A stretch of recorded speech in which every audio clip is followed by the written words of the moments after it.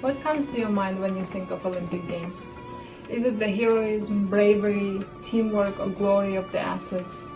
Or is it the hard work and lives of those that labor to build the infrastructure to make Olympic Games possible? The next site for the Games is Sochi, Russia. The government of Russia has committed to build an enormous infrastructure between now and 2014. This infrastructure will include many stadiums, arenas, trails, transportation, and much more. Such an ambitious project requires an amount of labor that Russia does not have. This will mean that once again, Olympic Games will depend on the hard work of migrant women and men. Sochi is located on the Black Sea, with a Mediterranean climate, making it a popular destination site for vacationers. It also complicates things when trying to make it into the site for the next Winter Olympics in 2014. Although that's the case, there are migrant workers from over 20 countries laboring to make that happen. One of those countries that is being represented by those laborers is Tajikistan. One of the poorest in the region, and the government relies heavily on money sent home from the migrants to their families, called remittances, which makes up a large percentage of the country's GDP. Because of that dependency, the government of Tajikistan really is not in a position to confront the government of Russia about the abuses that many of those migrants endure. The government of Russia may threaten to deport those who are already working there, put harsher restrictions on work permit or work visas. Because of that precarious situation that migrants are left in, they have to fend for themselves and they can't depend on their government to protect them.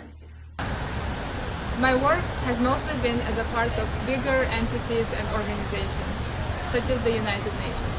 The work carried out within these entities is very important.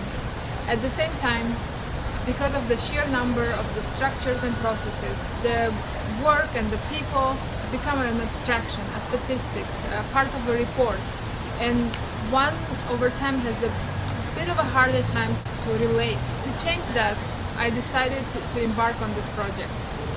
I will be going on an independent research to Tajikistan as well as Russia to document the organizing efforts, existing organizing efforts among migrants. This research is funded by the International Research and Exchange Board. I wanted to have an action part to this project.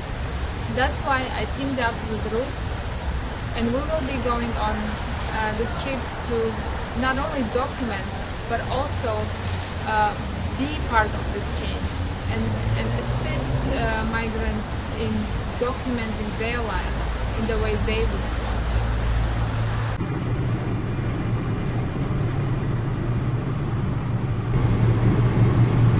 For many years I've been a freelance photographer and graphic designer. And through that work I've been able to do advocacy campaigns for human rights organizations as well as migrant or immigrant nonprofit organizations. With those campaigns I actually felt like I was being effective and the campaigns were visual, that as a creative person that impact on society and how people think is important. But as a photographer and graphic designer, sometimes it feels like you're removed from issues because you're working in front of the computer or behind the camera, and sometimes you miss out on stuff. And having this opportunity to actually teach migrants my skills is exciting to me. A very sincere thank you for your support with our project Together on the Move. I look forward to meeting up with Zamira in Tajikistan to continue this project.